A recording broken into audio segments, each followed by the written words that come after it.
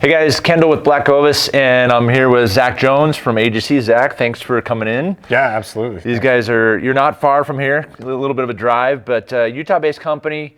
AGC, as you saw in part one of this series about the new Kobuk pack, has been a bino harness company, and this pack really expands not just, I think, your company, but expands the opportunity for guys to get into a modular pack that really is well built, and I'm pretty darn excited about it, quite frankly, Zach.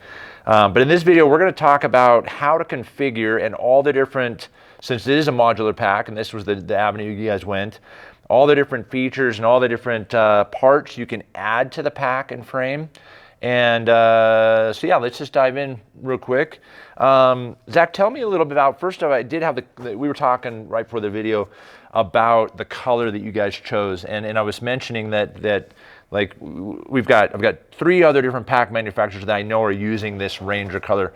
Tell me why you guys chose this Ranger. Was it just you liked it, or are there other colors you guys considered in the build of this? But why this particular color Ranger with kind of a lot of these tan accents or coyote accents?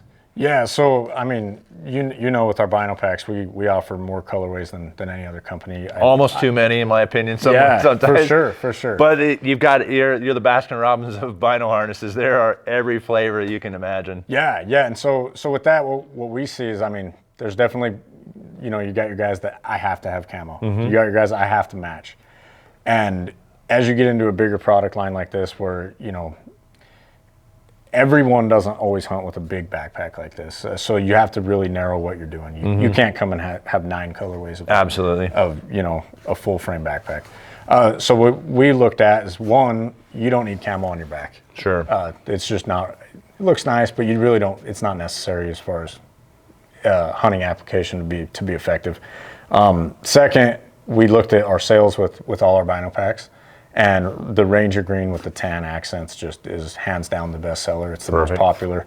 I'm sure trends come and go, but as we sit, you know, the last 4 or 5 years, Ranger green just it's hot. Perfect. So in the 3 years that you guys are developing this pack, this was the colorway you focused on. Yeah. Cool. I just wanted to ask about that. So we've got a lot of different pieces. When you buy the pack, whether you buy the 57, the 42, or the 28, correct. You get the bag and the frame. So those things, so when you buy that from us, or buy it from you, from AGC, that's what comes beyond that. So take me through this, all the different options we've got, and then let's start talking about how you configure it. Because as we were talking, I like to configure my packs a little bit differently in the modular style.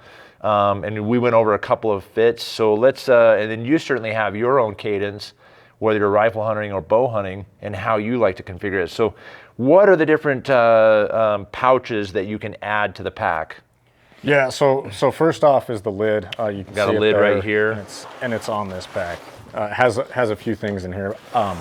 The lid attaches right to the top of the frame. You just take the 2 straps that are on the pack when it comes. You take those off. You can put them in your storage compartment. We can set that right up here if you want. And the lid clips into this loop and then straps down to the buckle at the bottom.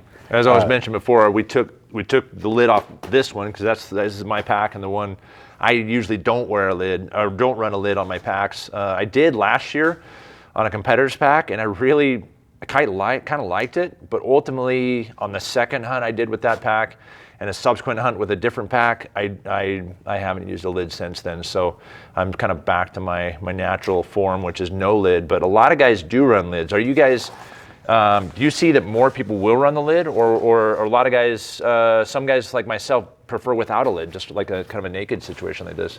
So what we've seen is the lid's the most popular accessory. Mm-hmm. So I think most guys run it. One, it's next to zero on the weight penalty side. Yeah, very, very lightweight. And you have really easy access, and even for strapping things down, like packing out a mule deer packed on top of this, the lid goes over the head, antlers sticking up. Holds it, yeah. Just gives you a configuration there that helps you with your load hauling, but also some easy access organization on the outside for the stuff you need to get to quick.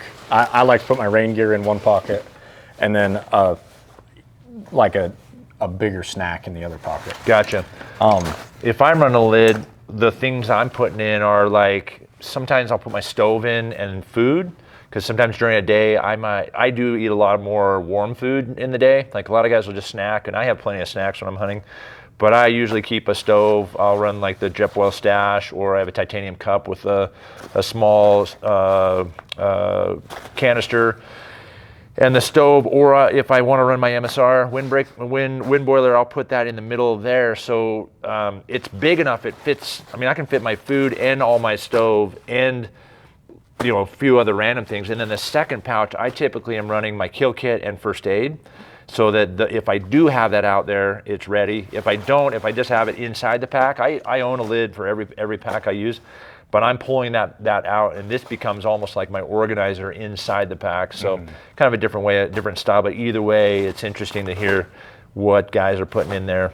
Yeah, for sure. And it kind of goes back to the whole reason why we built it the way we did. Everyone's a little different. Totally. And this allows you to set it up for you and for me. Perfect. With the same setup. Next couple pouches that you can see a lot of guys are buying. The spotting scope wing would definitely be next. So that's this guy. This is the big one. This is 20 inches long, about 20 and a half, almost 21 if you kind of bulge out the bottom and top. And we've got a spotter in here. It's got 4 attachments. So you can attach it at all 4 right down the center, or like you like to do it. How do you usually configure? Yeah, so there's a few options with the spotting scope wing, and it holds true for the next 2 pockets down to Kendall, if you have that medium pouch. This is the medium pouch here. Medium set up the same as a spotting scope pouch. It's just 3 panels deep, 3 spacings versus 4, and then the small bag pouch is the next size down, so it has the 2 attachment points. Gotcha. So you can see, like, this is the 42, and you can see that covers pretty much the entirety of the front of that. Yeah, and all the webbing spacing on all the accessories are the same, to where you have multiple attachment points. You can go on the outside, like you see here.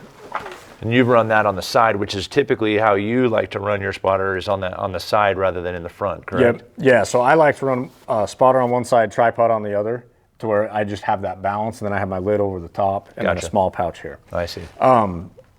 The nice thing though, you can run a spotter there, or if you say, oh man, I don't want it there, I want to go center, you open this up or take it off, and you hit the same 4 webbing loop panels going down either side of the center section, and you're dead center. You can take it off and run 2 on each side, and then the spotting scope wing comes with strap attachments, so you can create wings with the spotting scope wing. Oh wow! And then attach them together. Is that pretty common, or just? So you're probably not going to see that unless you're doing multi-day excursion type hunt where you're 5-6 days, and then it gives you that extra overload strapping when your pack's clear full, and then you're putting things here on those outside. Okay, gotcha. And you could run. I mean, if you really wanted to, because each of these is spaced to match the pack. If you wanted to, you could run that up a little higher. Yeah. Instead of running that all the way. So instead of running that like here, you could shift it up. You're going to have a little bit of loose, but if you're running like a 65 spotter, you're not going to be utilizing the top of that. Gravity is going to pull that down. So this almost becomes folded under a lid if you run a lid on top.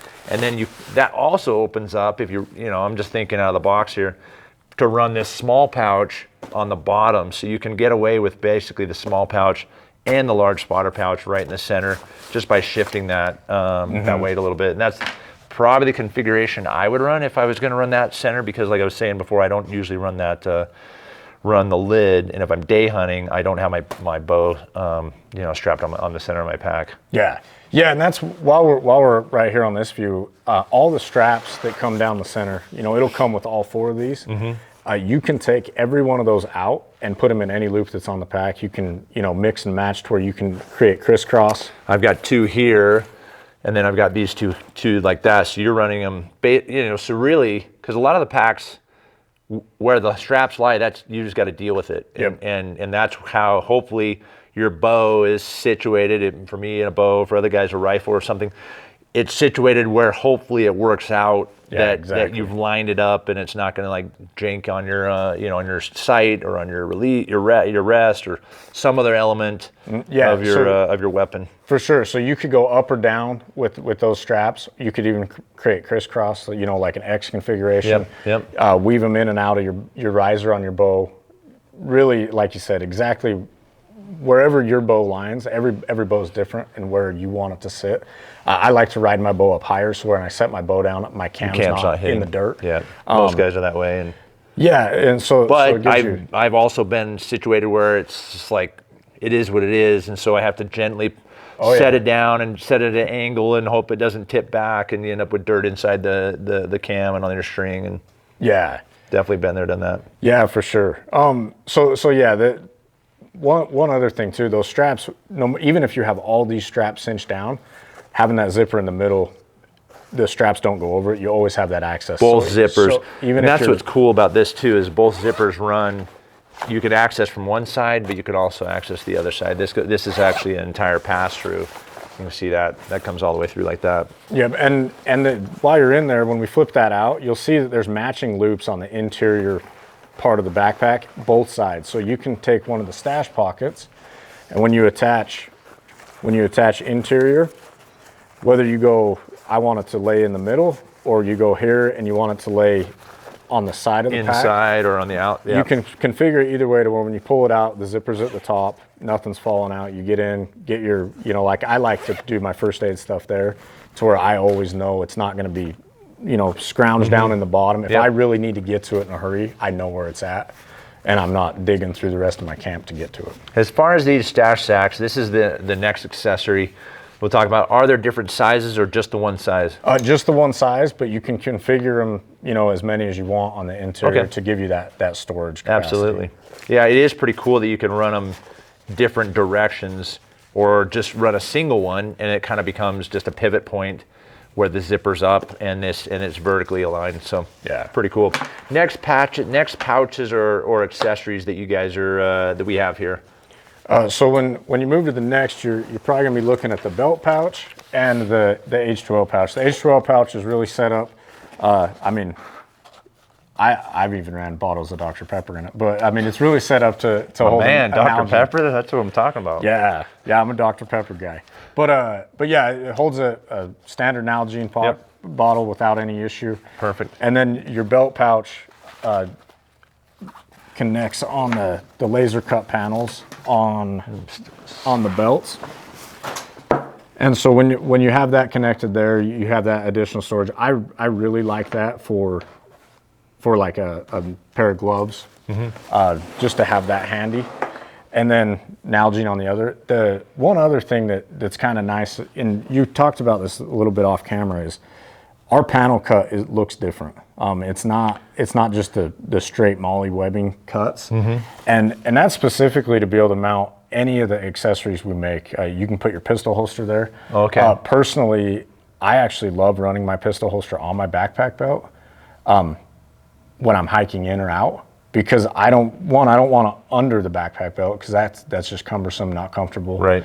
But I can also always take that holster off and then attach it to my bino pack, whether it be on the side or the bottom, to where I'm never without my pistol, but it doesn't always have to be right here. On the chest harness. Yeah, just you start adding more and more weight there. It certainly rides more comfortably on the backpack belt harness. Do you guys, you've got on this pouch, and I'll lift this one up so it's just kind of show, but on that, actually you can't quite see it. Why don't you lift that one up, just so the guys can see that.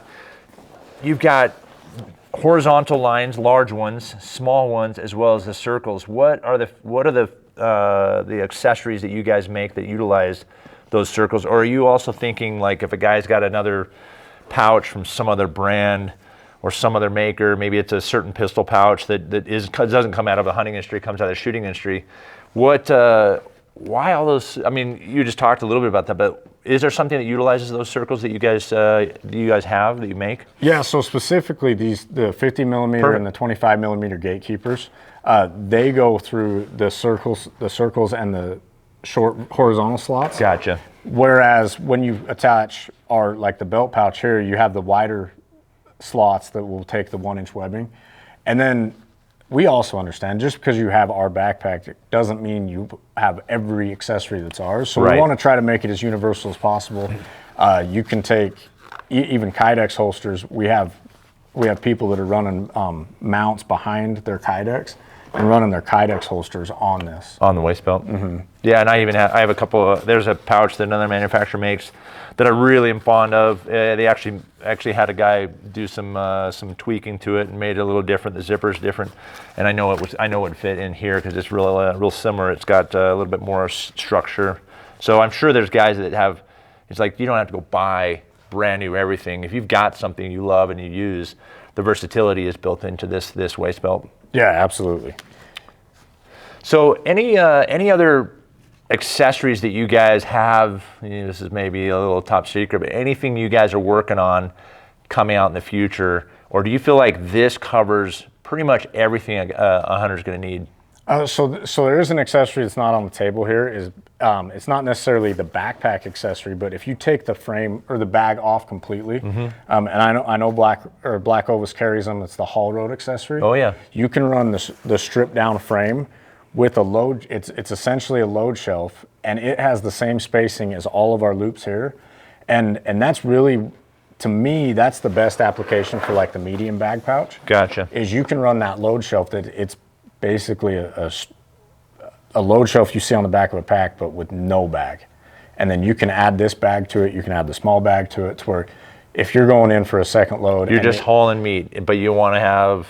Yeah, but I want a couple snacks. Yeah, or your Dr. Pepper. Yeah, you have a pocket for that. If you're going shed hunting, we've seen guys load it completely down with elk sheds. Over 100 pounds of elk sheds on just the frame. And running like a medium bag or another bag on to the have. outside. Okay, So gotcha. even when their sheds or their load is strapped down completely, they still have external access.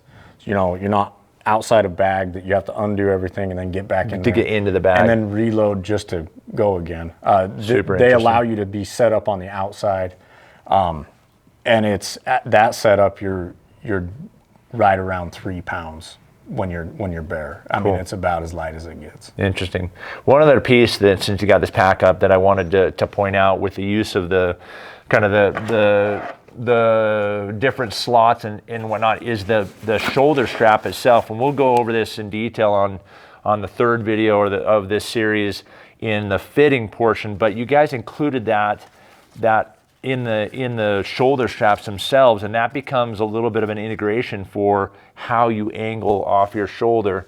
I've never seen that before. Most of the pack manufacturers just use like a tri-glide on there with a stitch down. Why did you guys, I mean, who came up with that? I mean, why not just kind of, I'm sure you've used plenty of packs that don't use this, but where did that come from? That's pretty interesting. So when we were looking at that, it just seemed clean.